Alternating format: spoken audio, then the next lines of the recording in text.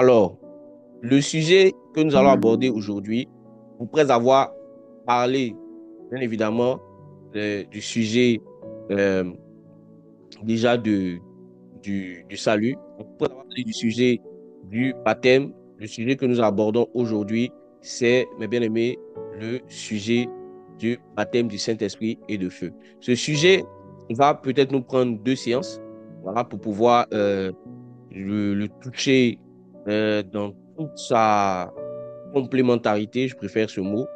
Et pour cela, je vais demander vraiment que vous soyez très, très attentifs parce que aujourd'hui, nous allons aussi parler un peu histoire. Voilà, aujourd'hui, nous allons beaucoup parler aussi histoire, histoire de la Bible. Nous allons parler un peu aussi, mes bien-aimés, de, nous allons parler aussi du Saint-Esprit. Nous allons parler de la Trinité aujourd'hui. Nous allons parler un peu de ces différents points par rapport au Saint-Esprit. Alors, si je demande à quelqu'un ici, qui est le Saint-Esprit? Qui est le Saint-Esprit? C'est qui le Saint-Esprit? Est-ce que tu peux me répondre déjà en commentaire pour me dire qui est le Saint-Esprit pour toi? C'est qui le Saint-Esprit? Si tout à l'heure, on venait à te poser la question, tu as fini l'enseignement, quelqu'un vient te dire qui est le Saint-Esprit? Le Saint-Esprit, c'est Dieu. Merci, Mikaja. Le Saint-Esprit est Dieu. Le Saint-Esprit est Dieu. Le Saint-Esprit est Dieu. Le Saint-Esprit, c'est Dieu. OK? Mon compagnon de tous les jours. OK. Pour moi, le Saint-Esprit est Dieu. Super. Alors, très bonne réponse que vous avez donnée dans l'ensemble. Et on va le vérifier avec les Écritures. Amen. Première référence ici. Parlant de la nature du Saint-Esprit, nous sommes ensemble dans Jean 4, versets 23 à 24. Jean 4, versets 23 à 24. Jean 4, Mhm. pardonnez-moi. Jean Jean 4, 4, versets 23 à 24. Si quelqu'un est 23. inspiré et que cela ne va pas distraire la personne, si elle peut mettre de temps à autre les versets, aussi, ça pourra aider aussi les autres. OK, Jean c'est 4, bon, j'ai tu lu la pourras le faire. version Louis II. Second. Ok, second. Super. Alors, Jean 4, versets 23 à 24. Je lis la parole du Seigneur. Mais l'heure vient, et elle est déjà venue, où les vrais Mhm. adorateurs adoreront le Père en esprit et en vérité. Car ce C'est sont c'est plus, là, c'est plutôt Jean 4, 23 à 24. Jean 4, Mhm. c'est bien ça, Jean 4, 23 à 24. C'est ça. Oui, c'est exactement, c'est exactement. Ok. Allons-y. Mhm. Mais l'heure vient, je relis, mais l'heure C'est ça. vient, et elle est déjà venue, où les vrais adorateurs adoreront le Père en esprit et en vérité. Ce sont là les adorateurs que le Père demande. Verset OK. 24. Dieu est esprit et il Mhm. faut que ceux qui l'adorent l'adorent en esprit et en vérité. Amen. D'accord. Amen. Alors, on vous dit ici que Dieu est esprit. Esprit. Donc, première chose ici que vous voyez ici, c'est que on a ici l'utilisation du verbe d'état être. Et être est mis généralement, sinon toujours, pour définir la nature de quelque chose. Voilà. Dieu est bon, c'est sa Amen. nature. Dieu est saint, c'est sa nature. Amen. Donc, il est important, mes bien-aimés, de regarder ce verset d'une autre manière. Ce n'est pas seulement le fait de dire que Dieu est esprit, il faut l'adorer en esprit, qui doit te captiver ici. Mais ce qui doit te captiver ici, c'est le fait qu'on te dit que Dieu est esprit. Donc, on te dit que Dieu, sa nature, c'est l'esprit. La nature de Dieu. Dieu n'est pas chair. Dieu est esprit. Dieu c'est la nature de Dieu, l'essence de Dieu, c'est l'esprit. Alors, lorsque nous parlons du Saint-Esprit, nous parlons de Dieu, parce que Dieu est esprit. Regardons Amen. encore un autre passage. Nous sommes ensemble dans Acte 5, versets 1 à 5. 5, Acte versets 1 à 5, 5. Mhm. 5, versets 1 à 5. Je Yes. lis la parole. Mais un homme nommé Ananias avec Saphira, sa femme, Mhm. vendit une propriété et retint Mhm. une partie du prix. Sa Mhm. femme le sachant, puis il apporta le reste et le déposa aux pieds des apôtres. Mhm. Pierre lui dit, Ananias, pourquoi Satan a-t-il rempli ton cœur au point que tu mentes au Saint-Esprit et que tu Mhm. aies retenu une partie du prix du champ? S'il n'eût pas été vendu, ne te serait-il pas, et Mhm. après qu'il a été vendu, le prix n'était-il pas à ta disposition? Comment Mhm. as-tu pu mettre en ton cœur un pareil dessein? Ce n'est pas à des hommes que tu as menti, mais à Dieu. Amen. Mhm. Amen. Alors, mes Amen. bien-aimés, ici, vous voyez une réalité, c'est que il y a un homme ici qu'on appelle Ananias qui a, mes frères et sœurs, menti. Menti. Donc, je disais que Ananias et sa femme ont vendu un champ. Et il était coutume chez les apôtres en ce temps-là, dans l'église primitive, que chacun vendait en réalité sa parcelle et partageait le résultat de la vente avec tous. Mais il s'est trouvé un homme qu'on appelle Ananias et Saphira, comme un homme qu'on appelle Ananias et sa femme Saphira, qui ont menti en retenant le prix, voilà, en retenant l'argent de la vente. Et ils vont faire quoi? Ils vont s'allier ensemble, lui et son épouse, pour mentir au Seigneur, pour mentir aux disciples, en ne donnant pas la totalité de l'argent de leur champ. Mais quelque chose ici que je vais vous faire remarquer, parlant du Saint-Esprit, vous allez voir au verset 3, Pierre lui dit, Ananias, pourquoi Satan a-t-il rempli ton cœur au point que tu mentes au Saint-Esprit? Donc, il dit à Ananias que tu as menti au Saint-Esprit. On est d'accord?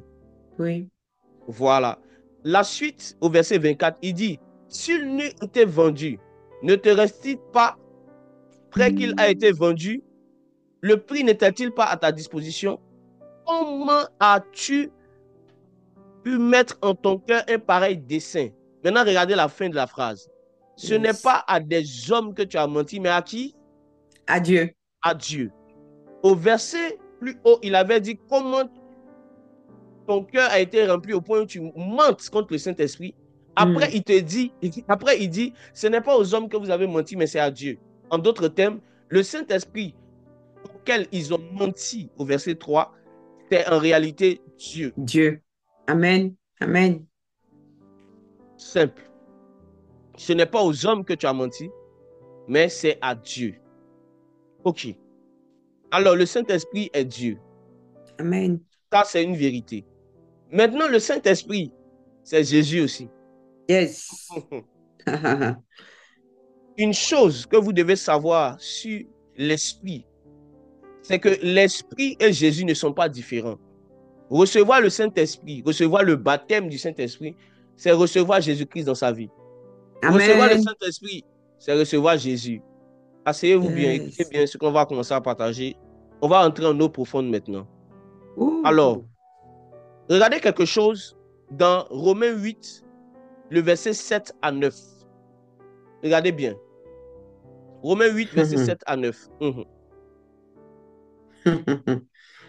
Alléluia.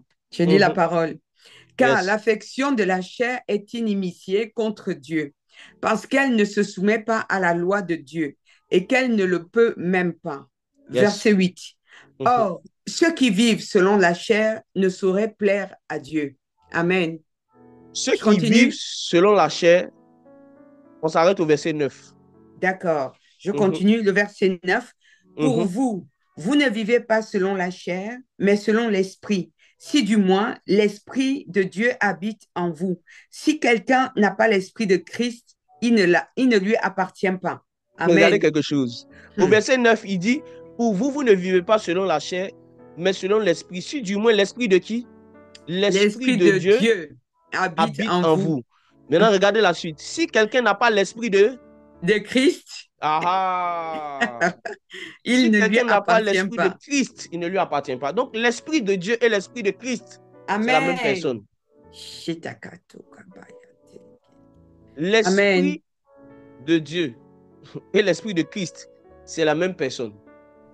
Le Saint-Esprit et Dieu, c'est la même Amen. personne. Amen. Amen. Alors, d'abord, je suis en train de poser les bases. Yes. Écoutez encore. Voici encore un autre passage qui montre que l'esprit de Christ et l'esprit de Dieu, communément appelé le Saint-Esprit, c'est la même personne. Voici encore un autre passage. Nous sommes ensemble dans Acte 16, versets 5 à 7.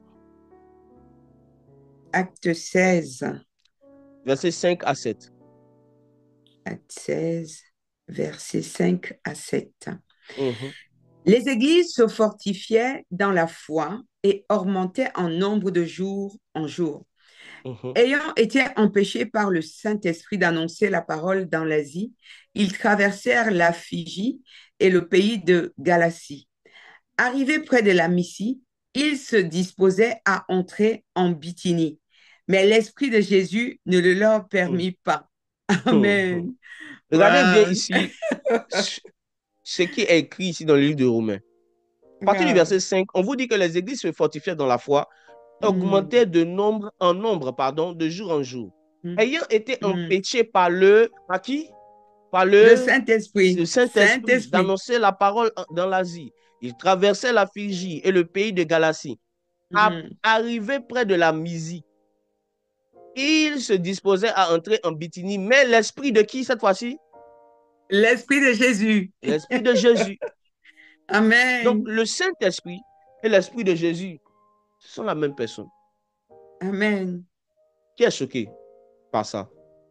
Qui ne savait pas ça? Qui pensait que le Saint-Esprit est différent de Jésus? Jésus est différent du Saint-Esprit. Le Saint-Esprit est différent de Dieu. Dieu est différent du Saint-Esprit. Dieu est différent de Jésus.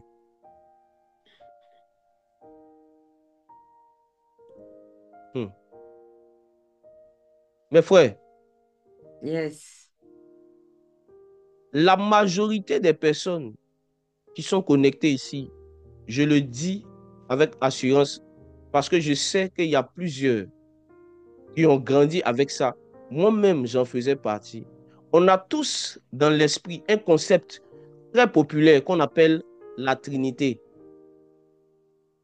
tiré du passage où Jésus a dit à ses disciples, vous allez baptiser les gens au nom du Père, du Fils et du Saint-Esprit. N'est-ce pas? Qui ne connaît pas la doctrine de la Trinité? Qui ne connaît pas l'enseignement de la Trinité ici? Le Père, le Fils et le Saint-Esprit. Yeah.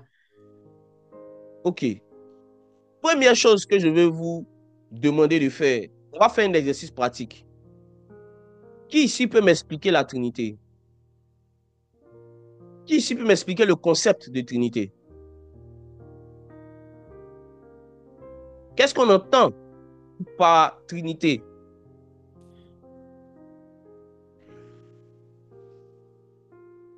OK. La, la distinction entre trois personnes. C'est ce que les gens enseignent. C'est ce que moi j'avais cru Exactement. comprendre. Mhm. Exactement. La Trinité, Exactement. c'est un concept selon lequel Mhm. Dieu, Dieu en fait, dans la Trinité, on ne parle pas de la divinité, mais on parle plutôt, on ne parle pas de Dieu, on parle plutôt de la divinité, qui sera une réunion entre trois personnes Voilà. qui sera sous un système pyramidal, sous lequel Mm. le Père est supérieur au Fils et le Fils est supérieur au Le Saint-Esprit. Saint-Esprit. Voilà. Merci, Maman Niki. Merci pour la C'est ça. réponse. Merci, Maman Il y Niki. a Dieu le Père, il y a Dieu le Fils, il y a Dieu le Saint-Esprit. Mais on Mhm. te dit que Dieu le Père est distinct de Dieu le Fils. Mhm. Et Dieu le Fils est distinct de Dieu le Saint-Esprit. Donc, Mhm. ça fait un Dieu, Dieu le C'est Père. toi. Deux dieux, Dieu le Fils. Le Fils. Trois dieux, Dieu le Saint-Esprit. Donc, on a trois dieux qui forment un seul Dieu. Wow. Mes frères et sœurs, pour ceux qui aiment la Trinité, voici une question que je vais vous poser. Voici une question que je vais vous poser. Qui a enseigné la Trinité? Qui a enseigné la Trinité? Est-ce que Jésus a déjà enseigné la Trinité? Première question. Non. Est-ce que la Trinité figure dans la parole de Dieu, dans les Écritures? Prenez vos Bibles, tapez Trinité. Seigneur. Si vous prenez vos Bibles et que tout à l'heure vous tapez Trinité, il n'y a pas. Ça n'existe pas dans la Bible. Ça n'existe pas dans les Écritures. Et plusieurs d'entre vous, vous vous confrontez à des enseignements, des personnes qui vous disent que non, vous adorez trois dieux. Et vous discutez. Non, tu sais la Trinité. Et arrivé un moment quand c'est difficile, vous dites non, en fait, la Trinité, c'est un mystère. C'est un mystère que tu ne peux pas comprendre. Il faut toi-même entrer dans la chose pour la comprendre. Mais au fait, pourquoi chaque fois que vous avez des débats ou des discussions avec des personnes sur le fait que Dieu le Père, Dieu le Fils, Dieu le Saint-Esprit sont différents et les trois ne forment qu'un, pourquoi vous avez des discussions régulières avec des personnes sur ce sujet et vous n'arrivez pas à vous en sortir? C'est parce que ce sujet n'a pas de fondement biblique et ne vient même pas des Écritures.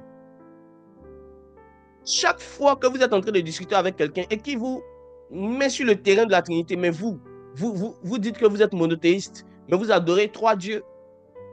Dieu le Père, Dieu le Fils, Dieu le Saint-Esprit. Et toi, tu veux défendre ce concept-là. Tu ne pourras pas, parce que c'est un concept qui n'est présent même dans les Écritures.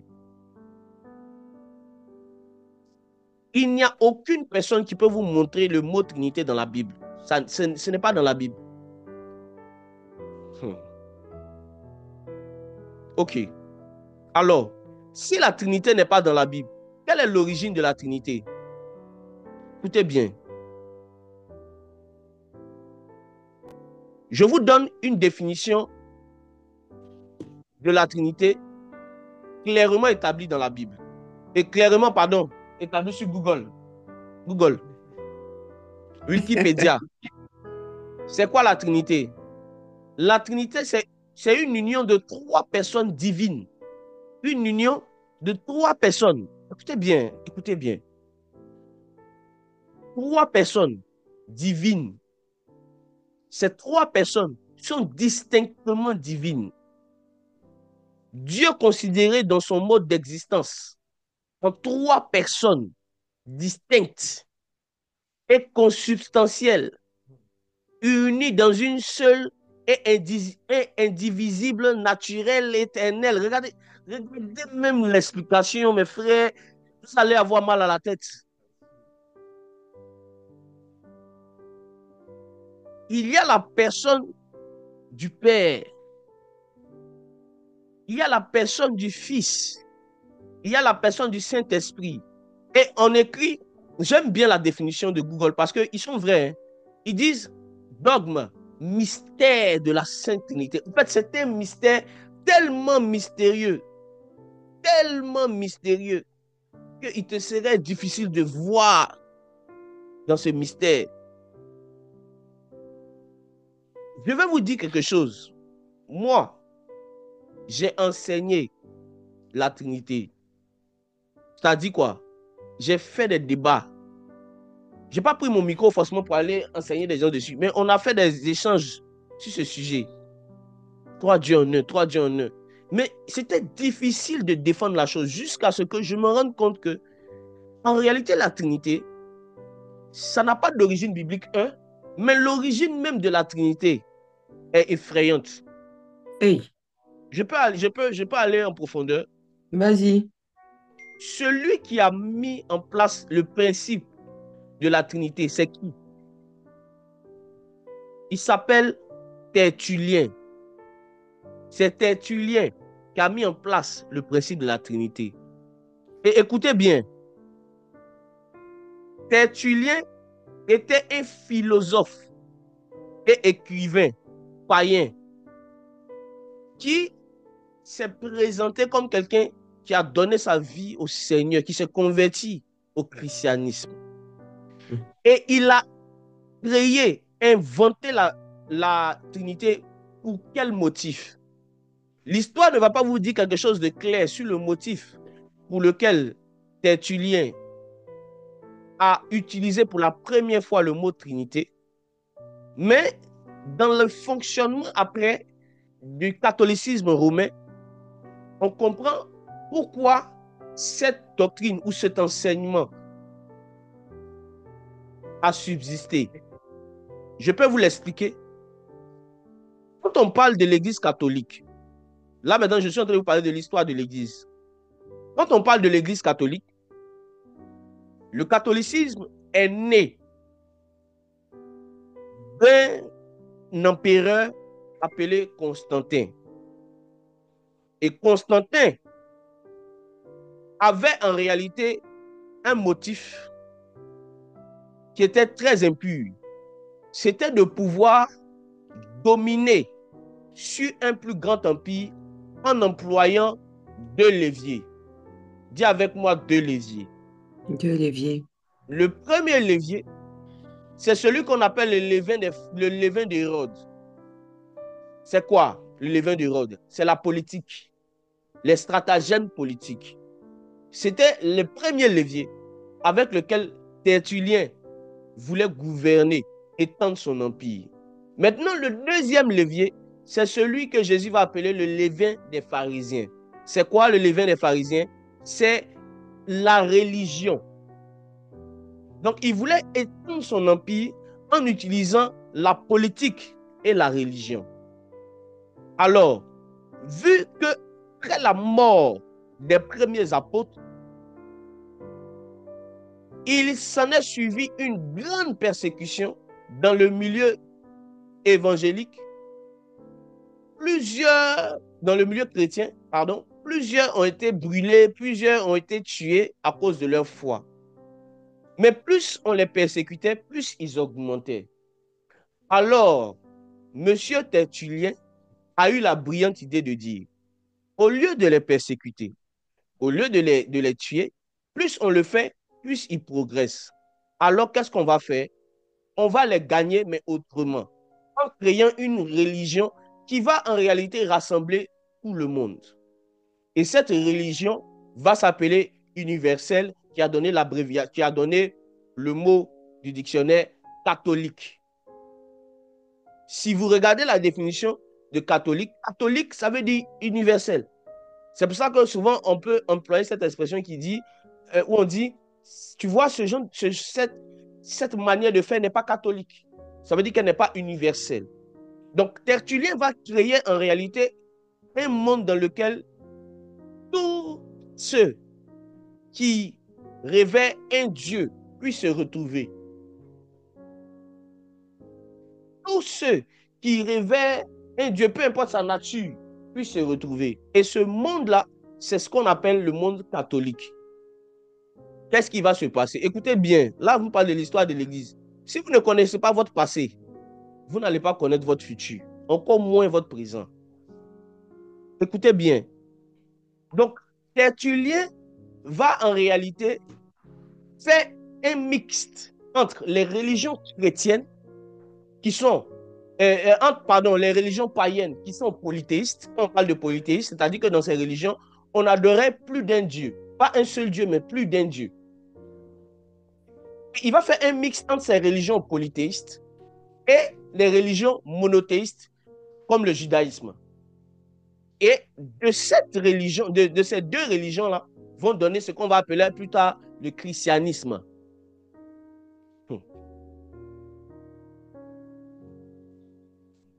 Je vais d'abord de façon simple. Tertullien veut gagner et les païens et les nouveaux disciples pour accroître sa puissance, pour accroître son empire. Mais il y a un problème, c'est que les 2 religions, les 2 types de religions qu'il veut associés sont antinomiques, sont contraires. Parce que un groupe révère plusieurs dieux, un autre groupe révère un seul Dieu. Un groupe a son temple, un autre groupe dit le temple, c'est le corps, le temple de Dieu, c'est mon corps. Un autre groupe met une séparation entre les pauvres et les riches. Un autre groupe dit on est tous frères. Donc il y a un problème. Comment pouvoir étendre mon empire pendant qu'il y a une division au milieu de mon empire à cause des problèmes de religion? Alors qu'est-ce que je vais faire? Je vais créer une religion avec laquelle je vais non seulement gouverner par l'armée, mais gouverner aussi par des principes de religion toute la population et étendre mon empire. Je vais créer la religion qu'on va appeler le catholicisme. Est-ce que déjà vous comprenez ça? Autre chose. Ça, c'est ce qu'on a appris. Ça, c'est ce qu'on nous a appris. Mais je vais mettre maintenant quelque chose. Je vais mettre une différence pour que tu comprennes. Qu'est-ce que cela implique? Ce qu'on appelle le judaïsme, de laquelle en réalité vient le christianisme que nous revendiquons. Nous sommes chrétiens, nous sommes chrétiens, nous sommes chrétiens. Le judaïsme n'admet pas deux dieux. Elle admet un seul Dieu. Donc c'est une religion dite monothéiste. Un seul Dieu. Mais par contre, les autres religions qui s'opposent d'une certaine manière au christianisme admettent plus d'un Dieu. Et on les appelle les religions polythéistes. Il est difficile que ces deux-là s'accordent. Parce que pour ceux qui sont monothéistes, qui adorent un seul Dieu, ceux qui adorent plusieurs dieux sont des impies, sont des païens, sont des égarés, sont des idolâtres. Pour ceux aussi qui sont polythéistes, qui adorent plusieurs dieux, ceux qui adorent un seul Dieu sont dans le faux. Tu vois? Ceux qui adorent un seul Dieu sont dans le faux. Donc, comment réconcilier l'irréconciliable? Dis avec moi, comment réconcilier l'irréconciliable?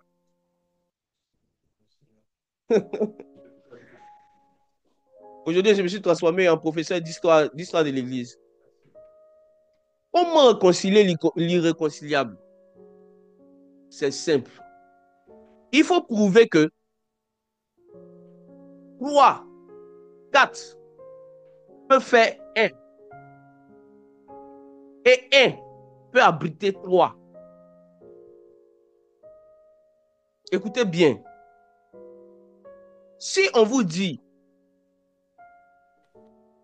pour vous qui adorez un seul Dieu, qu'en réalité, un seul Dieu admet 3 dieux, mais qui forment 1, ça ne va pas vous choquer. Parce que de toutes les façons, c'est un seul Dieu.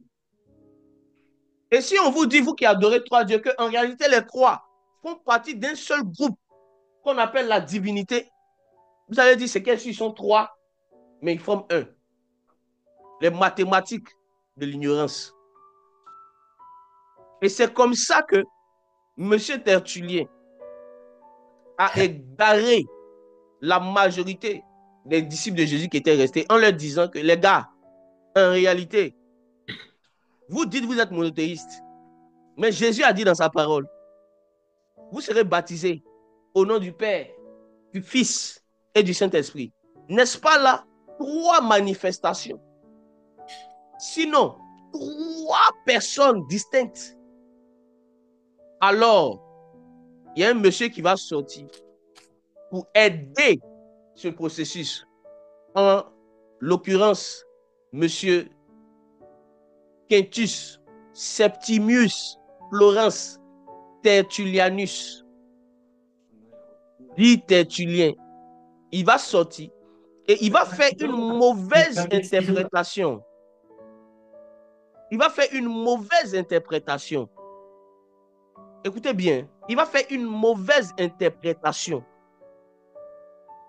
du verset où Jésus-Christ disait au nom du Père, du Fils et du Saint-Esprit. Mais je vais vous montrer aujourd'hui dans la parole Bible ouverte. C'est pour ça qu'on appelait cette émission Bible ouverte. Je vais vous montrer dans la parole que c'est une invention diabolique, une invention charnelle. Mais avant d'entrer dans la parole, je vais partir dans l'histoire.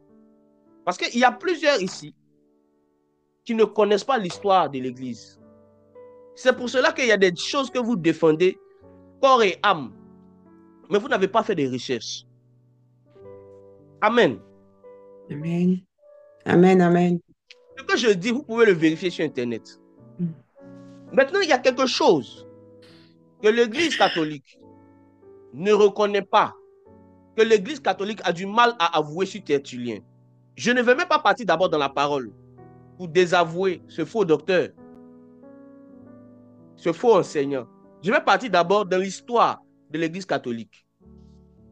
Est-ce que vous savez que Tertullien a été difficilement reconnu par l'Église catholique comme un des pères de l'Église? Il y a une partie de l'Église catholique qui n'a pas jusqu'à présent reconnu Tertullien comme un père de l'Église. Est-ce que vous le savez? Moi, je ne savais pas. Il a été désavoué avant d'être reconnu après par certaines personnes, une partie. Est-ce que vous savez pourquoi? Il a été désavoué parce que l'Église catholique en ce temps, qui n'était pas totalement dupe, ils ont fait des recherches sur ce fameux Tertullien et ils ont vu que Tertullien appartenait à une secte qu'on appelait le montanisme. Hey. Vous pouvez le voir, c'est sur les réseaux, c'est sur Internet. Google est ton meilleur ami, va sur Google. Il appartenait à une secte qu'on appelle le montanisme. Et à cause de son appartenance à cette secte, l'Église catholique l'a répudié, l'a rejeté. Ils ont rejeté le monsieur, mais ils ont gardé ses enseignements.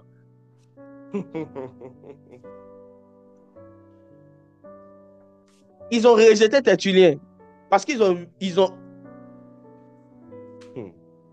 Tu as dit quoi, Profa, le monta? Le montanisme. Le montanisme. Si vous voulez, je peux même partager mon écran, mais c'est parce que c'est... Ce qu'on va partager sera audio. Alors, allez regarder. Tertullien a été chassé de l'Église catholique. Les catholiques même, on dit c'est vrai, nous on est dans l'erreur, mais toi, tu es dans l'erreur. Erreur puissance. Ils l'ont chassé.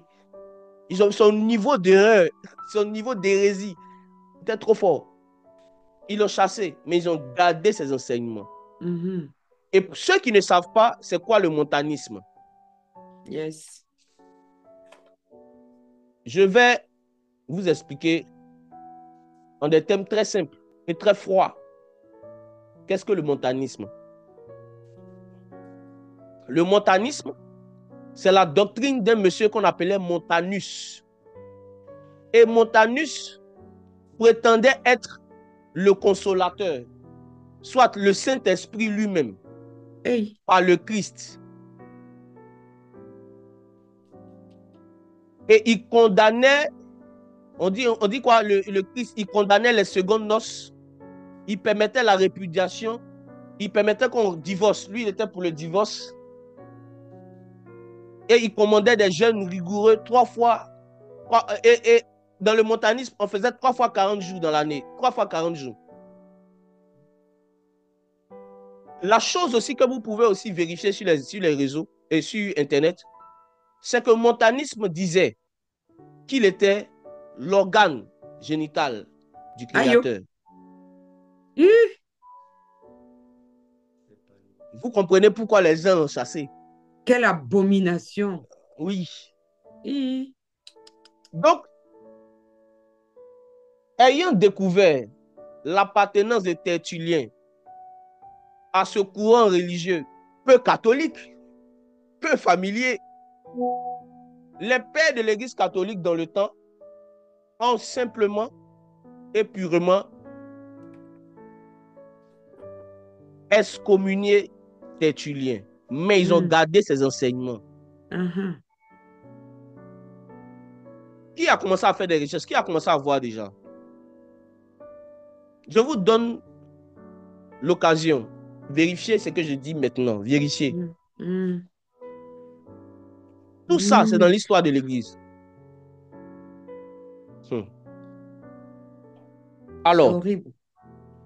Alors, c'est de ce Tertullien-là que vient, c'est de ce Tertullien que vient le mot Trinité. C'est le Père de la Trinité. Maintenant, pour employer un langage plus académique et théologique, on va vous dire que, en fait, Tertullien, c'est en réalité celui qui a fait des recherches apologétiques concernant la divinité. Quand on parle d'apologétique, on parle en réalité de la nature du divin. Et c'est là qu'il nous a ressorti cela. Pour vous dire qu'en réalité, que ceux qui prient trois dieux, que ceux qui prient un Dieu, en réalité, on prie tous un Dieu. Et c'est de cette doctrine de Tertullien qu'on a souvent cette expression, c'est le même Dieu. Peu importe, c'est le même Dieu. On a tous le même Dieu. On prie le même Dieu. On prie le même Dieu. Mais vous n'obéissez pas de la même manière au même Dieu. Donc, c'est-à-dire qu'on prie deux dieux. Parce que toi, ton Dieu te dit que la fornication, l'impudicité n'est pas un péché. Maintenant, moi, mon Dieu me dit que la fornication, l'impudicité est un péché. On n'a pas le même Dieu. On ne prie pas le même Dieu. Pourquoi on ne prie pas le même Dieu? Parce que les commandements sont différents. Comment un même Dieu peut donner deux commandements différents? Peut donner deux ordres différents?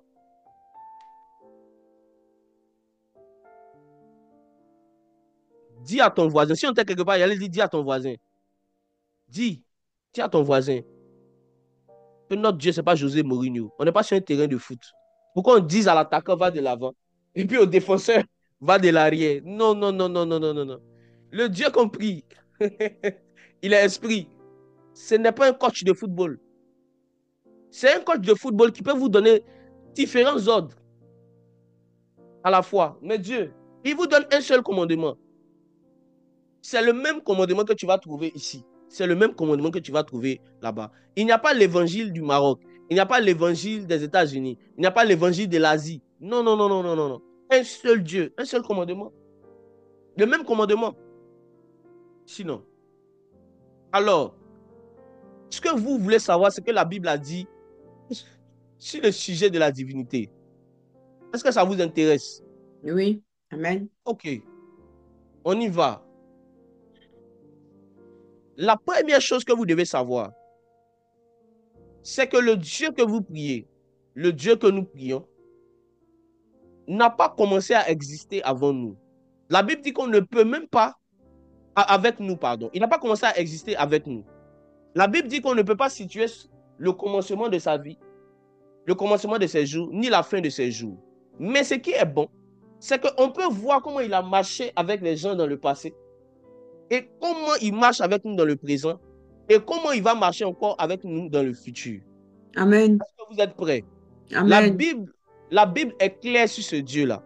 Amen. C'est que le Dieu que tu pries, mon frère, le Dieu que tu pries, ma soeur, il a marché d'abord avec le peuple d'Israël. Il a marché d'abord avec les Juifs. Alors, s'il était trois avec le peuple d'Israël, il sera trois aujourd'hui. Mais il n'a jamais été trois. Premier verset, Deutéronome 6, verset 4. Tout ce que je dis, je vais les appuyer avec les Écritures. Je vais appuyer ce que je dis avec la parole. Deutéronome 6, verset 4. Allons-y. Écoute, Israël, l'Éternel, notre Dieu, est le seul éternel. Amen.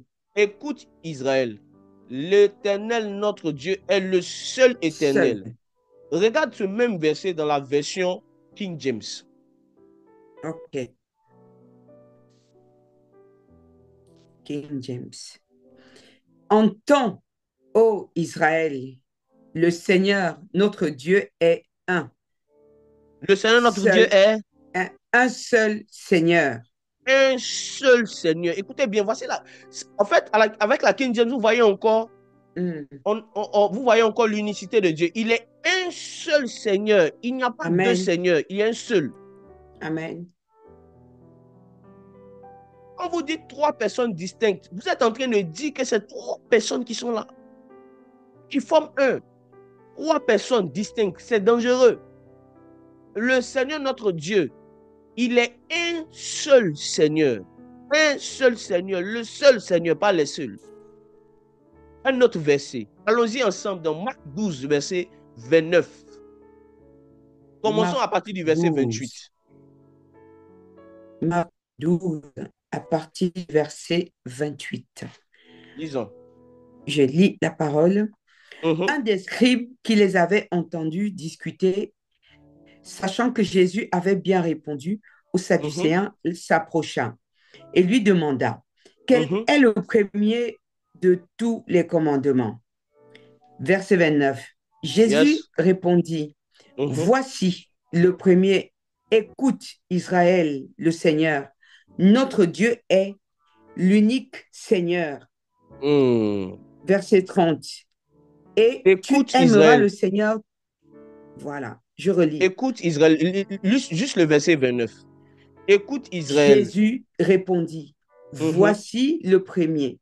Écoute Israël, le Seigneur, notre Dieu, est l'unique Seigneur. L'unique Seigneur. Amen. Voici le premier commandement. C'est que tu dois comprendre. Tu dois adorer un seul Dieu. Il est l'unique Seigneur. Amen. Amen. Alors, j'aime bien ce sujet. C'est un sujet dans lequel je suis très à l'aise. Je suis à l'aise, en tout cas, dans tout ce qui concerne la Bible. Mais ce sujet, je l'aime particulièrement. Jésus vous dit ici que le premier commandement, c'est que tu adoreras le Seigneur, ton Dieu. Donc, tu ne peux pas obéir au premier commandement si tu adores toi Dieu. C'est pour cela que je le dis en vertu de la Bible, sur la parole de Dieu. Quelqu'un qui adore Marie, qui prie les saints, il meurt, il va en enfer. Parce que tu ne peux pas adorer trois dieux à la fois, ce n'est pas possible. Tu ne peux pas adresser des prières aux morts, ce n'est pas possible. Tu ne peux pas prier Marie pour que Marie prie Jésus, ce n'est pas possible. Il y a un seul Dieu, un seul Seigneur, un seul.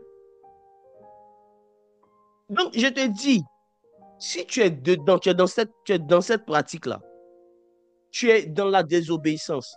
La sainteté ne commence pas lorsque tu laisses ton gars. La sainteté commence quand tu commences à obéir à Jésus. La sainteté, ce n'est pas quand tu laisses ta petite amie. La sainteté, c'est quand tu obéis à Dieu.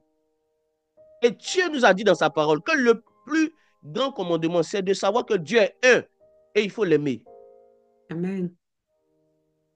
Le Seigneur ton Dieu. Et pourquoi il met ça dans les commandements? On dit quel est le plus grand commandement? Il dit, écoute Israël, le Seigneur ton Dieu est l'unique Seigneur. En fait, le premier commandement, ce n'est pas seulement tu aimeras le Seigneur ton Dieu. C'est que d'abord le Seigneur est un. Mais bien aimé, plusieurs disent qu'on n'adore pas Marie, on la vénère. Quelqu'un peut me dire dans le dictionnaire, peut regarder dans le dictionnaire la définition de vénérer. Maman, essaie de voir ça, la définition de vénérer. On dit on n'adore pas Marie, on la vénère dans le dictionnaire. Je regarde ça tout de suite. Oui. Mon Dieu. Vénérer. Vénérer. Vénérer. Vénérer, considérer le respect dû aux choses sacrées. Vénérer un saint. Littéralement, avoir un grand respect, empreinte d'affection pour quelqu'un. C'est ça la signification vénérer. Tu as regardé ça dans le dictionnaire, c'est ça? Moi, je regarde ça dans Google. Hein. Vas-y, regarde ça dans Google. Vénérer, c'est pire qu'adorer. Seigneur. Attends. Oui, ça ne marche pas. J'ai un problème, je bug. Tu as un problème? Ok, oui, attends, je vais lire ça ici. Je vais regarder ça ici. Vénérer. Les vénéreurs. Alors, bon, je suis donc dans le Robert. Le Mhm, Robert dit ceci, définition de vénérer. mhm, Considérer avec le respect dû. mhm. C'est sacré, adorer, révérer, Hum. vénérer un saint, révérer. Eh Seigneur, Adorer. Vénérer, ça veut dire aussi adorer. Hmm. Mes Adorer, frères et sœurs, c'est ça. hmm, le fait d'adresser une prière à quelqu'un, même si c'est un signe de respect, c'est de l'idolâtrie. Vérité. On n'adresse pas de prière à quelqu'un d'autre qu'à Jésus. On n'adresse pas de prière par rapport au péché qu'à Jésus. C'est Jésus qui pardonne les péchés. Il faut parler à Jésus. Il ne faut pas parler à sa maman, il faut parler à Jésus. Alors, il n'y a pas trois dieux, il y a un seul Dieu. Un seul Dieu. Il faut que vous compreniez ça. Il faut que ce soit dans votre esprit. C'est pour cela que quelqu'un qui est né catholique, qui meurt catholique, qui prie Marie, qui prie Joseph, qui prie tous les saints, qui prie les anges, et en plus qui prie Jésus, il meurt dans cet état, il va en enfer. Il faut être vrai. Il ne faut pas dire les choses pour que des gens puissent vous aimer. Dites les choses pour que les gens puissent aimer Jésus. Ce n'est pas vous qu'on doit aimer, on Hmm. doit aimer Jésus. Dites ce que Amen. Jésus-Christ a dit. Jean 14, verset 6, il dit, je suis le chemin, la vérité et la vie. Nul ne va au Père que par moi. Il y a un seul chemin, Amen. il y a une seule vie, il y a une seule vérité, c'est celle de Jésus.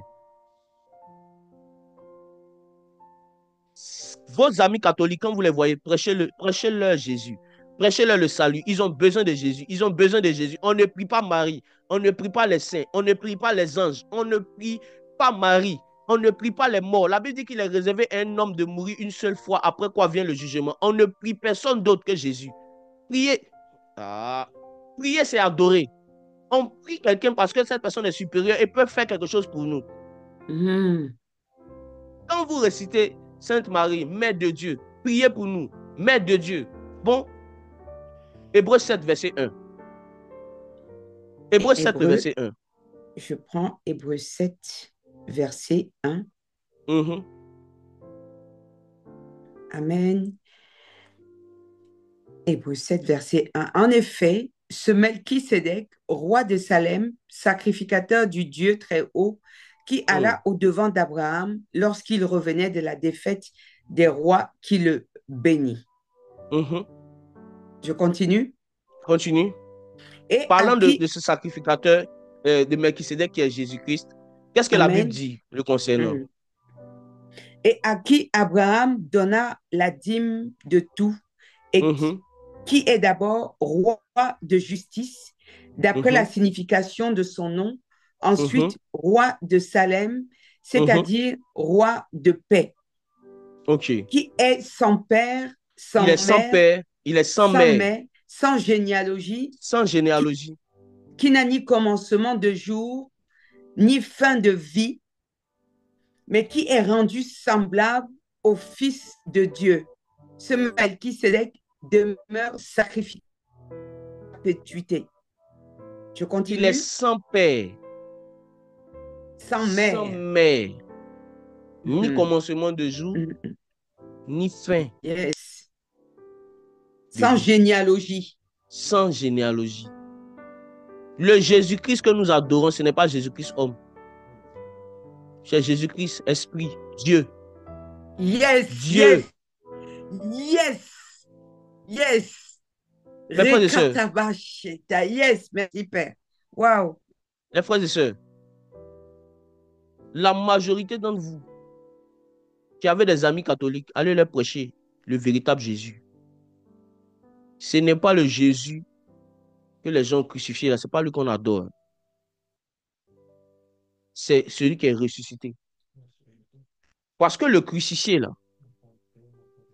il avait cette nature humaine. Il a été crucifié pour nos fautes. Nous rendons gloire au Seigneur pour son sacrifice. Écoutez bien, faites la différence. Nous rendons gloire au Seigneur pour son sacrifice. Nous voyons en lui un modèle. Mais celui qu'on adore, c'est celui qui est ressuscité. Amen. Amen. On n'adore pas un Dieu mort. On Amen. adore un Dieu vivant. Yes. Et c'est Magnifique. celui qui est vivant au siècle Glorieux. des siècles. C'est lui que nous adorons.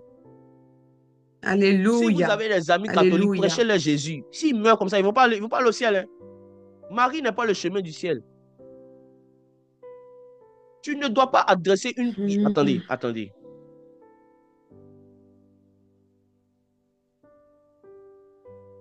Quand les disciples ont demandé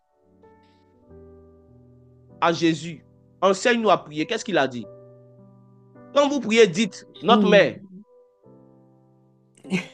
Notre mère. Ah, c'est beau. Il dit, quand vous C'est priez, beau. dites, notre Père. Père. On ne prie pas la mère, on prie le Père. Si tu n'as pas compris, on prie le Père. Donc, quelqu'un ne peut pas prier la mère et puis se retrouver au ciel. En fait, c'est quel enseignement ça? C'est quelle lobotomisation du cerveau on a fait dans la vie des gens? C'est ça. Il faut prêcher l'évangile. Bien profane, notre Père. Notre Père qui est aux cieux. Que ton règne dans vienne. Les cieux, dans les Bien cieux. Sûr. Notre Père, on n'a pas dit notre Jésus qui est sur la terre. Notre Père.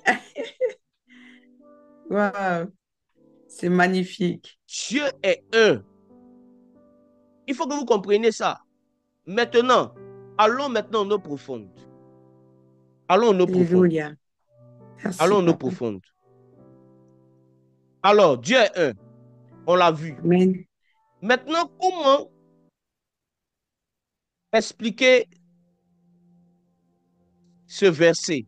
Matthieu 28, le verset 19. Écoutez bien. Ceux qui aiment la parole, écoutez bien. Matthieu 28, verset 19. Écoutez bien. On va en eau profonde. Allons-y. Allez, faites de toutes les nations des disciples, les baptisant au nom du Père, du Fils et du Saint-Esprit. Ok. La plupart des personnes qui défendent la théologie, dont Tertullien lui-même qui est l'initiateur de cette doctrine satanique démoniaque tirée tout droit des flammes de l'enfer,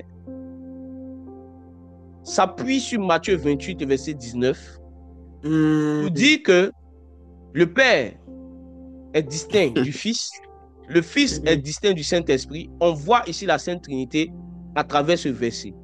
La première erreur d'interprétation ici est d'abord d'ordre grammatical.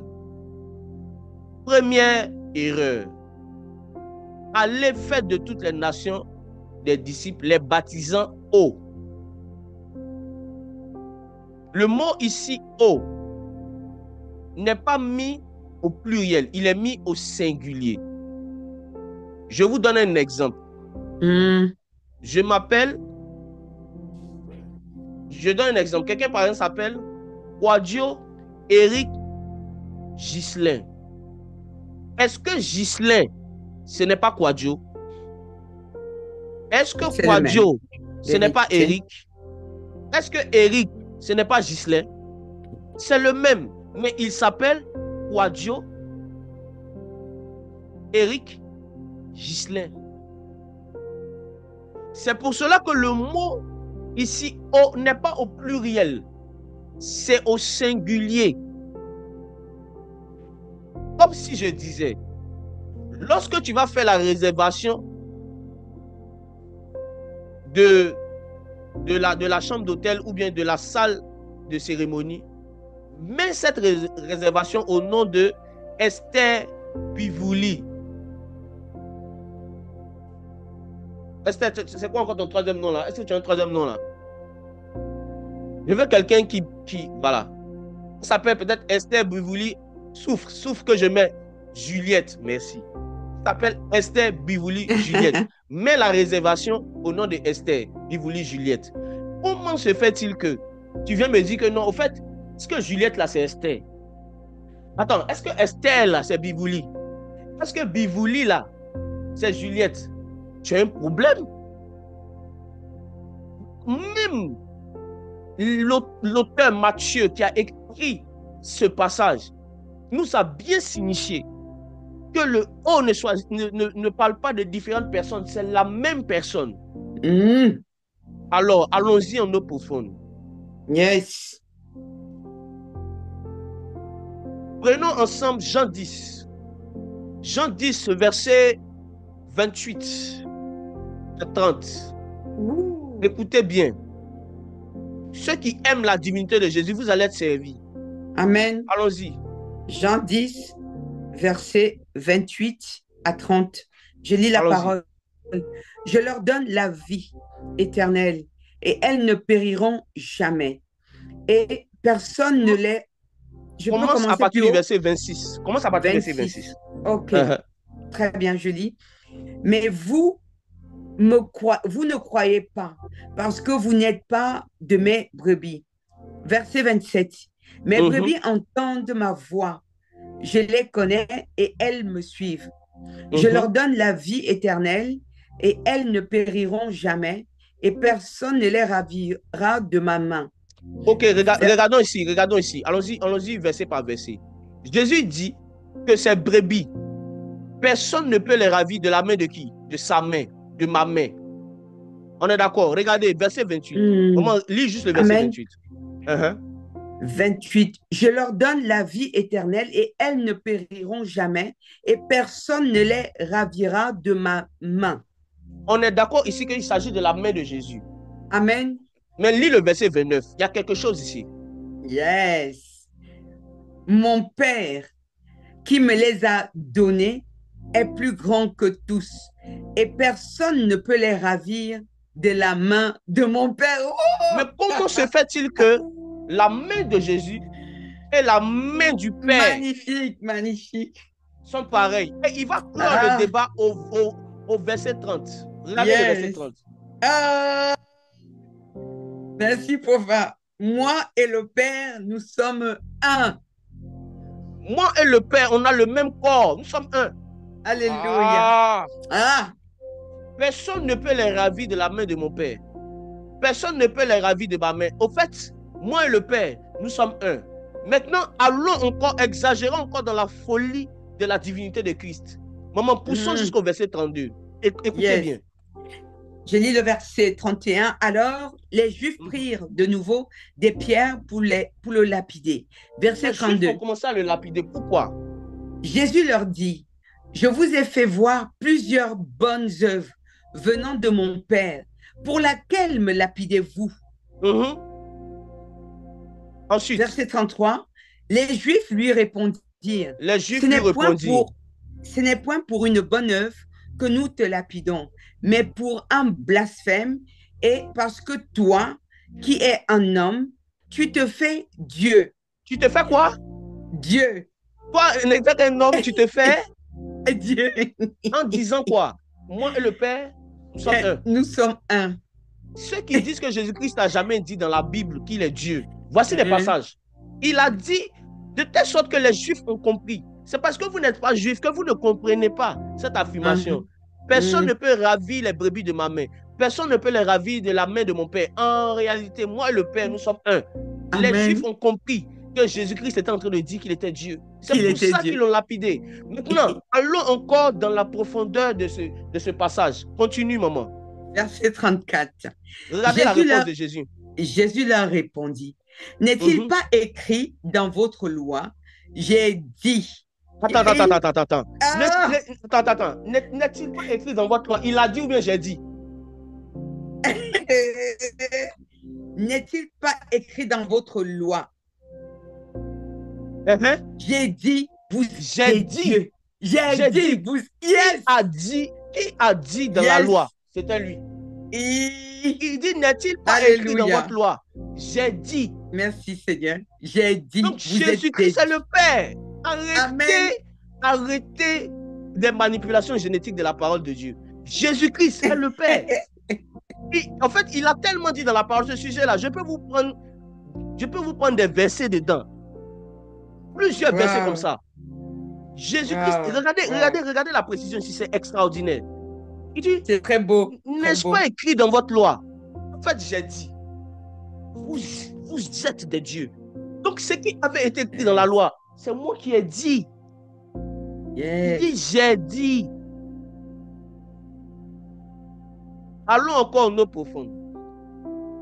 Yes. Je descends. Verset 35. Si elle a appelé Dieu Hmm. à qui la parole de Dieu a été adressée, et si l'écriture ne peut être anéantie, verset 36, celui que le Père a sanctifié et envoyé dans le monde, vous lui dites, tu blasphèmes, et cela, Hmm. waouh, Celui que le vous Père a envoyé où? dans le monde, Il était où? Et puis on l'a envoyé dans le monde. dans Jean le 1, ciel. Jean 1, verset 1. Yes. Oh, Il était Père où? Et puis on l'a Seigneur. envoyé dans le monde. Jean 1. Jean 10, c'est le passage de la divinité par excellence. Il y a trop de vérités dedans qui parlent de la divinité. Jean 1, Amen. verset 1. Allons-y. Amen. Au commencement était la parole, et la C'est la parole parole. était avec Dieu, et la parole était Dieu. Et qu'est-ce qui s'est passé après? Elle était au commencement avec Dieu. Avec Dieu. Toutes choses ont été faites par elle, et Toutes rien, choses ont été faites par elle. Et rien. de ce qui a été fait n'a été fait sans elle. Ensuite. En elle était la vie, et la vie était la lumière des hommes. Ensuite. La lumière luit dans les ténèbres, et les Uh-huh. ténèbres ne l'ont point reçue. Ensuite. Il eut un homme envoyé de Dieu. Son nom Uh-huh. était Jean. Ok. Il vint pour servir de témoin, pour rendre témoignage à la lumière, Pour rendre afin témoignage à la que, lumière qui est la parole en réalité qui était au début. amen, Jean est venu afin rendre que, témoignage à la lumière, mais il n'était pas yes, la lumière, afin que afin que tous crussent par lui. uh-huh, Il n'était pas la lumière, il mais n'était pas il la lumière. parut pour rendre témoignage à la lumière. Cette Uh-huh. lumière était la véritable C'est la lumière véritable. qui, en venant dans le monde, éclaire Qui a fait tout quoi? Qui a homme. fait quoi? Attends, la lumière a fait quoi? En venant dans le monde. C'est trop faux, frère. La Seigneur. lumière en venant dans le monde. Yes. Wow. Pourquoi me dites que Jésus-Christ? Oh, Seigneur. C'est trop. C'est trop. Pourquoi vous me dites C'est que trop, Jésus-Christ c'est un Père. commencement de jour? Il dit que c'est lui qui est Wow. la lumière qui est venue dans le monde. Dans Jean 10, il dit celui que le Père a envoyé dans le monde. C'est Jésus-Christ qui est la parole de Dieu. Amen. Amen. Amen. La lumière en venant dans le monde. Ah! Wow, Seigneur. Le Père. Père. Merci, Seigneur. Le Père, le Fils, le Saint-Esprit ne forment qu'un. Alléluia. Amen, amen, Mais amen. ils se sont manifestés de façon, ils s'est manifesté, de façon différente. Différente. Tout simplement. Par exemple, toi qui es ici, tu es le petit frère de quelqu'un. Tu es le papa de quelqu'un. Tu es l'oncle de quelqu'un. Tu es la tante de quelqu'un d'autre. Est-ce pour autant que tu es trois personnes différentes? Non. Si je prends un jeune qu'on appelle Eric, son papa s'appelle Quadio. C'est le fils de son papa. Et Eric a son fils qui s'appelle Eric Junior. C'est le papa de Eric Junior. Son fils Eric Junior a fait un enfant qui s'appelle Junior. Junior a pour grand-père Eric. Donc c'est le même Eric qui a son papa, qui a son fils et qui a son petit-fils. Il joue un rôle différent dans la vie de chacun en fonction de comment on l'appelle, mais c'est la même personne. Jésus-Christ est Dieu. Amen. Il est trop Dieu. Il est tellement Dieu que oser prendre la Bible pour venir montrer qu'il n'est pas Dieu, il faut être fort. Sinon, il faut être un vrai menteur. Il faut être fort dans le mensonge. Il faut préciser, fort dans le mensonge. Parce qu'il y a trop de versets comme ça où il dit qu'il est Dieu. Trop. Tellement. Je peux vous en prendre. Vous voulez qu'on joue à ces jeux-là? Je connais ces passages-là par cœur.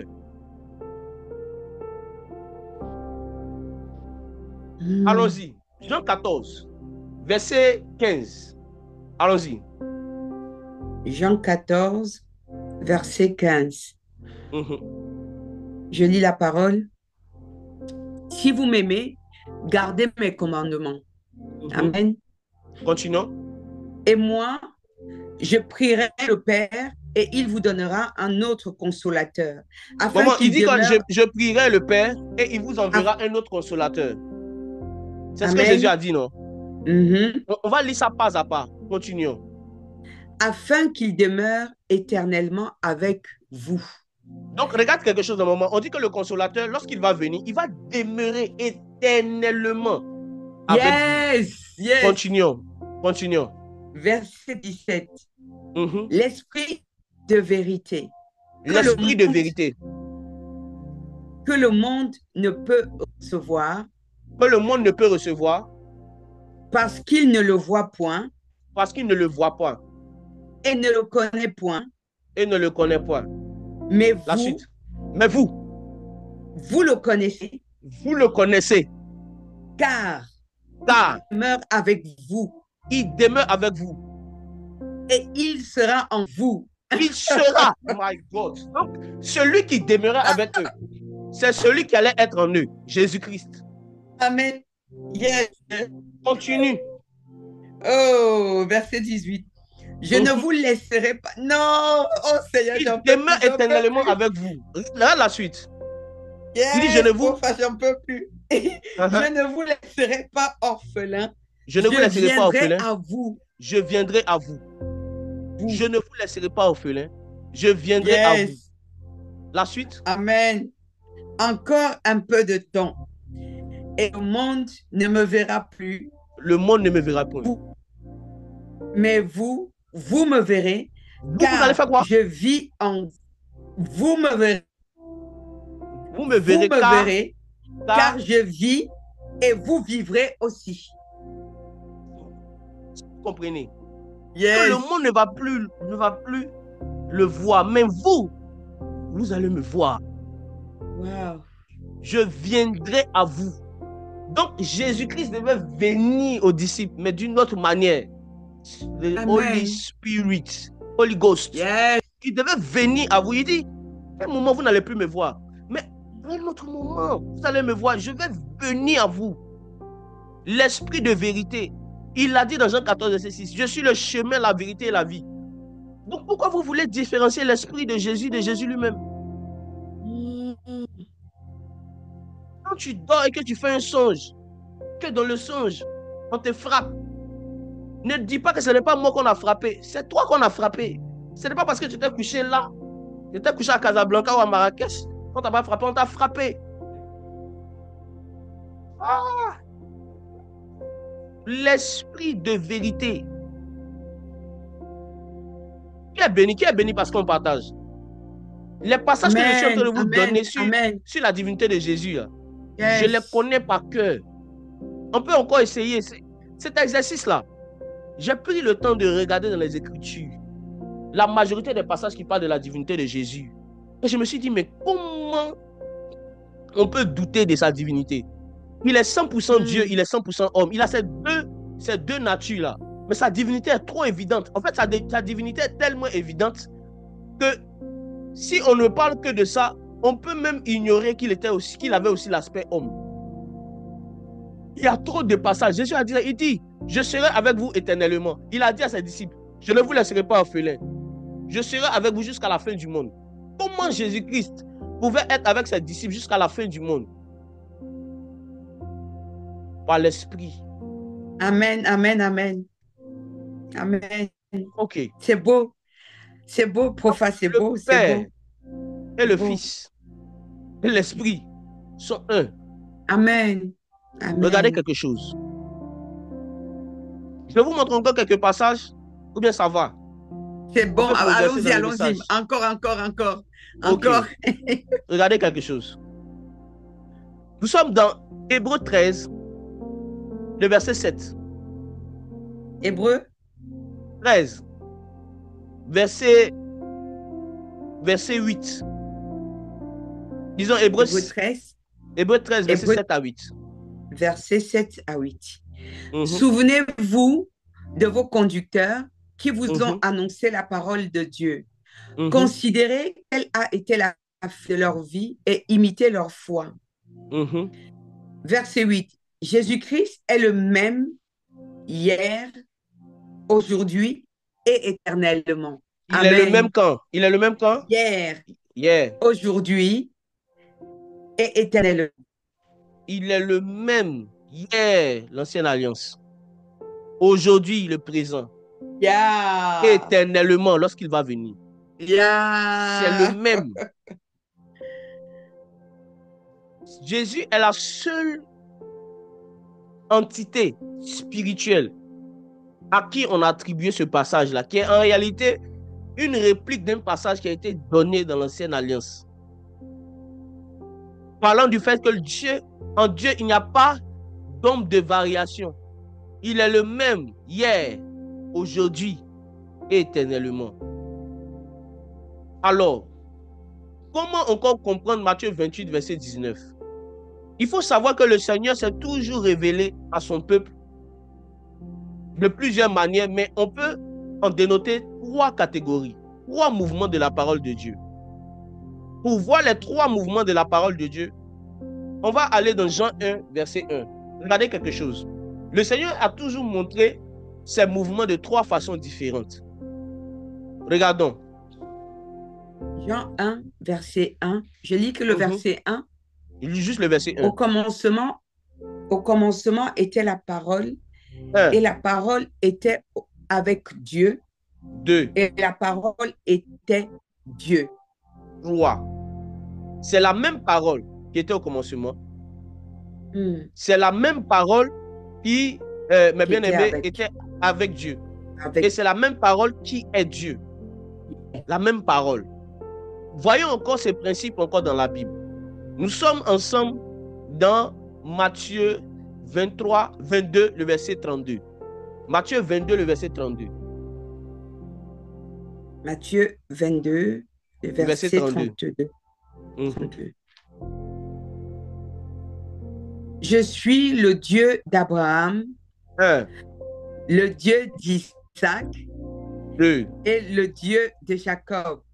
3. Dieu n'est pas... Vous allez voir, il n'est pas le Dieu des morts, c'est le Dieu des vivants. Yes. Vous allez voir aussi ces 3 expressions. Je suis le Dieu d'Abraham, le Dieu d'Isaac et le Dieu de Jacob. Allons encore, continuons. Apocalypse 1, le verset 8. Apocalypse 1, le verset 8. Apocalypse 1, verset 8. Je suis l'alpha et l'oméga, dit le Seigneur Dieu, celui qui est, celui qui était et qui vient, le Tout-Puissant. Le Tout-Puissant. Celui Amen. Qui quoi? Celui qui est, qui était et qui vient. Celui qui est, qui était et qui vient. Amen. Au commencement était la parole. Et la parole était avec Dieu. Avec Dieu. Et la parole était Dieu. Dieu était Dieu. C'est le même Jésus-Christ qui s'est manifesté de 3 façons distinctes. Ce n'est pas 3 personnes distinctes, mais c'est 3 manières dont il s'est manifesté qui sont distinctes. Amen. Et même si on va aller encore plus loin, la distinction même est très difficile à comprendre. Parce qu'il montre sa divinité même dans sa manifestation de Père. Il montre le Fils. Dans la manifestation de Père, on voit le Fils, on voit l'Esprit. Dans la manifestation du Fils, on voit l'Esprit, on voit le Père. Dans la manifestation de l'Esprit, on voit le Fils, on voit le Père. Jésus a dit que l'Esprit ne parlera pas de lui-même. Il prend ce qui est en moi pour vous donner. Alors, avez-vous compris ce passage? Ce passage ne parlait pas de 3 dieux différents. Ça parlait simplement de 3 mouvements de la parole de Dieu. Le Père, le Fils et le Saint-Esprit. On peut avancer? Yes. Alors, posons-nous maintenant la question. Posons-nous cette question. Le baptême se fait-il au nom de Jésus ou au nom du Père, du Fils et du Saint-Esprit? Quelqu'un peut me donner une réponse? Ou bien au nom de Dieu? Parce qu'il y a des gens qui disent que si on t'a baptisé au nom du Père, du Fils et du Saint-Esprit, ce n'est pas le vrai baptême. On doit te baptiser au nom de Jésus ou au nom de Dieu. Alors, est-ce que tu as suivi l'enseignement? Est-ce que tu peux donner une réponse à cette personne?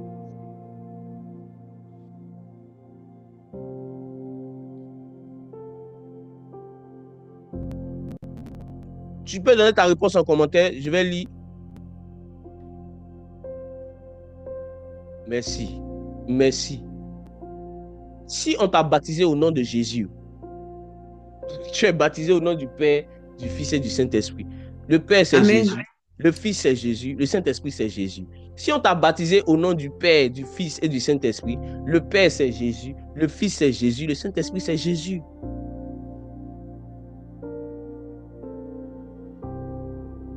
Ok. C'est une seule personne. Et c'est ce qui vous fatigue. Souvent, vous êtes là, vous êtes en train de prier, vous demandez pardon pour vos péchés et vous dites, Saint-Esprit, pardonne-moi pour mes péchés. Et puis tu dis, non, je ne dois pas dire au Saint-Esprit de me pardonner pour mes péchés. Ce n'est pas le Saint-Esprit qui est mort pour moi à la croix. C'est Jésus qui est mort pour moi à la croix. Le Saint-Esprit n'a pas de sang. Je ne dois pas demander pardon à l'Esprit. Et quand tu es en train de parler à Jésus, arrivé moi, tu dis, hey, il y a longtemps, je ne parle plus au Saint-Esprit. Tu parles un peu au Saint-Esprit. Non, il y a longtemps, je ne parle plus au Saint-Esprit. Je dois parler au Père. Lisons ce verset dans Actes.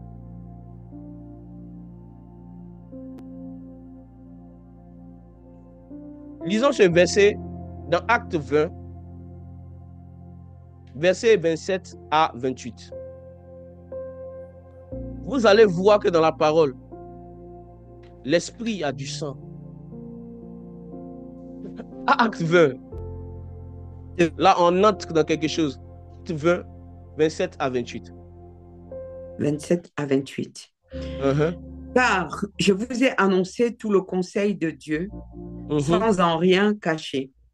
Verset 28. Prenez donc garde à vous-même et à tout le troupeau sur lequel le Saint-Esprit vous a établi évêque pour faire l'Église du Seigneur qu'il s'est acquise par son propre sang.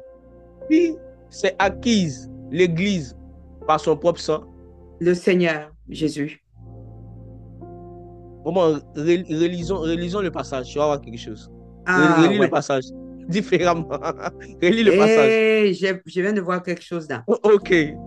Prenez donc garde à vous-même et à tout le troupeau sur lequel le Saint-Esprit vous a établi évêque pour paître l'Église du Seigneur qu'il s'est acquise par son propre sang. Acquise par son propre sang. C'est le sang de qui?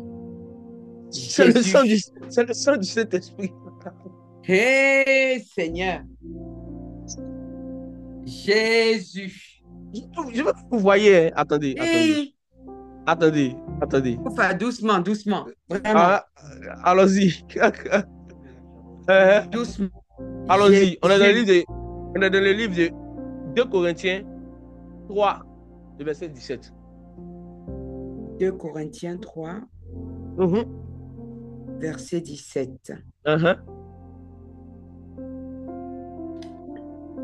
Or, le Seigneur, c'est l'Esprit. Et là où est... là où est l'Esprit du Seigneur, là est la liberté. Amen. Le Seigneur, c'est qui? C'est l'Esprit. C'est l'Esprit. Donc, même si tu penses ce passage, tu dis non, au fait, ça, il y a des gens qui jouent à ce jeu. Hein. Non? On dit que le Saint-Esprit l'a établi évêque sur l'Église du Seigneur, qu'il a acquis par son propre sang. Donc, c'est le sang du Seigneur. 2 Corinthiens 3, verset 17. Or, le Seigneur, c'est l'Esprit. Wow. Le Seigneur, c'est l'Esprit. Amen. Seigneur, merci. Mes frères et sœurs. Merci pour cet éclairage, Père. Merci, Papa. Merci, Seigneur. Donc, quand tu pries et tu dis, pardon, Saint-Esprit, tu n'as pas péché. Tu n'es pas obligé de te repentir, d'avoir dit pardon. En fait, souvent, Jésus te regarde et puis il rit. Tu dis, Seigneur Jésus, il y a longtemps, il n'a pas causé le Père. Et puis le même Jésus, il change de casquette. Et puis tu regardes. Il dit, hey, mon Père. Tu dis, à longtemps, il n'a pas parlé au Saint-Esprit. Hein. Le même Jésus change de casquette, il met l'Esprit. Mais c'est la même personne qui est devant toi. Amen. Si le Père est différent du Fils, Si le Fils est différent de l'Esprit, ça nous fait 3 dieux en un. Si vous ne comprenez pas ça, vous allez toujours être dans la prière en train de vous fatiguer. Il y a longtemps, il n'y a pas parlé au Saint-Esprit. Hein. Et vous allez vous sentir coupable. Coupable. Mais le Seigneur, c'est l'Esprit. Amen. Le Seigneur, c'est l'Esprit. Si vous ne comprenez pas ça,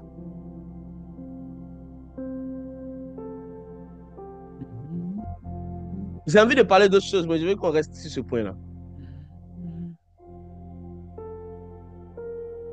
Alors, encore, allons-y. Il y a des gens qui n'ont pas encore compris. Il faut que tu sois délivré ce matin, Amen. délivré de cette compréhension. Yes. Allons-y ensemble dans Jean 4. On relit encore Jean 4, verset 24. Jean 4, verset 24. Dieu est esprit. Et il faut que ceux qui l'adorent en esprit et en vérité. Ok. Il faut que tu l'adores. Ceux qui l'adorent fassent quoi? L'adorent en esprit et en vérité. L'adorent en esprit et en vérité.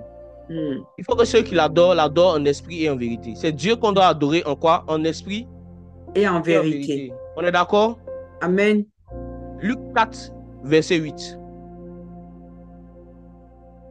Luc 4, Mhm, verset 8. mhm. Je lis la parole. Jésus lui répondit, Mhm. il est écrit, tu adoreras le Seigneur ton Dieu et tu le serviras lui seul. Tu adoreras qui? Le Seigneur ton Dieu, tu le serviras lui seul. On adorera le Père en esprit et en vérité. C'est ça, non? Mhm. Et on Mhm. adorera le Seigneur ton Dieu. Donc, le seul qui est digne d'adoration, c'est qui? C'est le Père. On est d'accord. le Si Père. vous voulez rentrer dans cette... Mhm. On est d'accord. Dans cette compréhension, c'est le Père. Allons-y ensemble dans Matthieu 2, le verset 11. Matthieu 2, verset 11. Mhm. Matthieu, oh Seigneur. Matthieu Matthieu 2, 2, le verset 11. Matthieu 2, verset 11. Ils entrèrent dans la maison, virent le petit enfant avec Marie, sa mère, se prosternèrent et l'adorèrent. Ils ouvrirent ensuite leur trésor et lui offrirent en présent de l'or, de l'encens et de la myrrhe. Uh-huh. Ils ont fait quoi? Ils lui Ils se ont sont offert, prosternés. ils l'ont Uh-huh. adoré. Les mages ont adoré qui? Ils ont adoré l'enfant, L'enfant. Il a dit que tu adoreras qui? Le Seigneur, ton Dieu. ton Dieu. Mais ils ont adoré qui? Ils ont adoré l'enfant. L'enfant. Hmm. Et la preuve que l'enfant est Dieu. Regardez quelque temps après quand l'enfant a grandi. Jean 20, verset 28. Jean 20, verset Mhm. 28. Mhm. Thomas lui répondit, mon Seigneur et mon Dieu. Thomas a Jésus, répondu.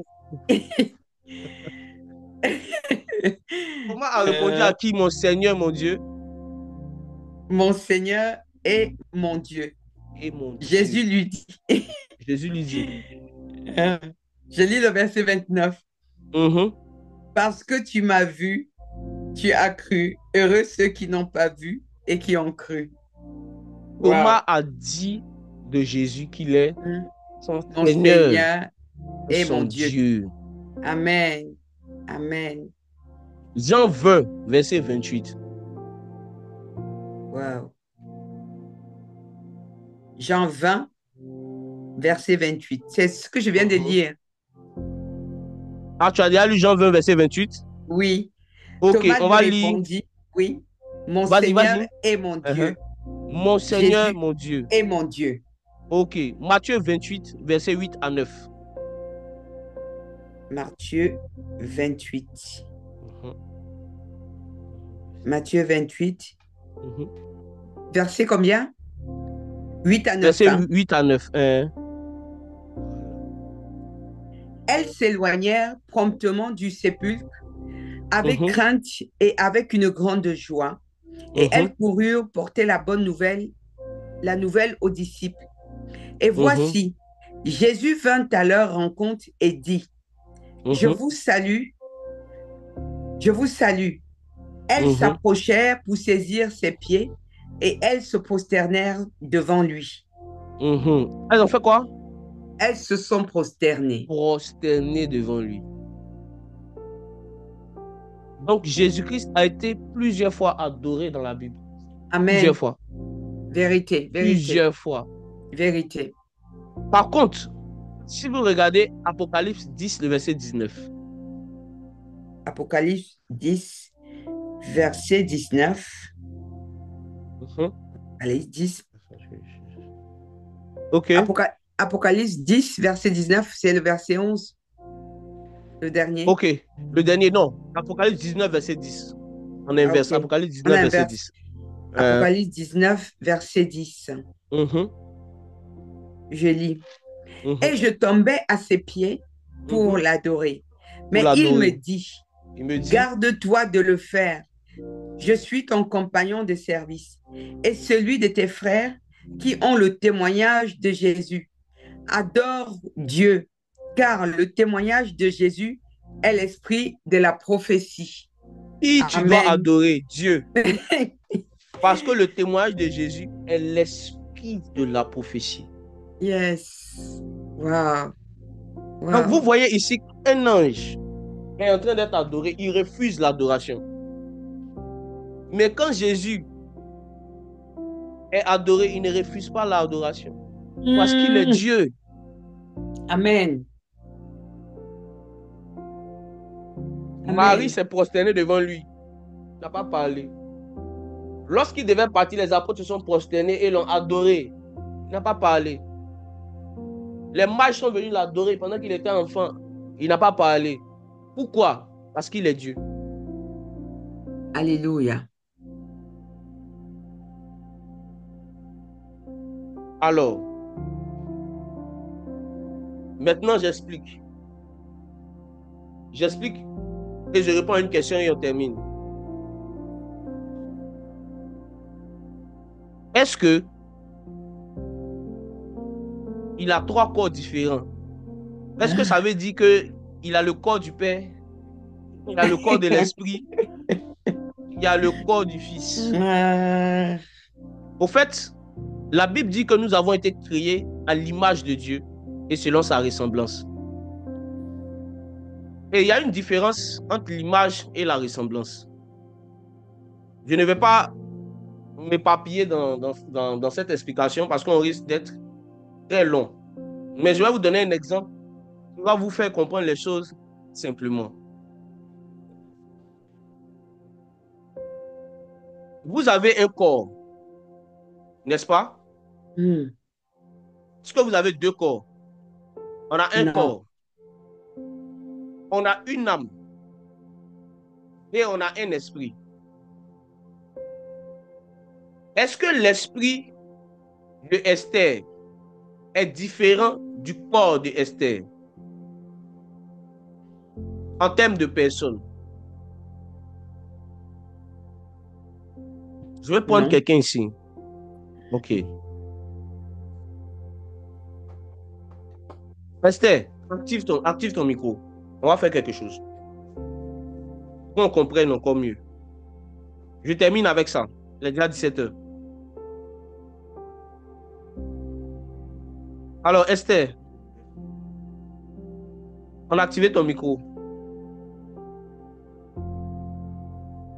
Voici une question pour toi.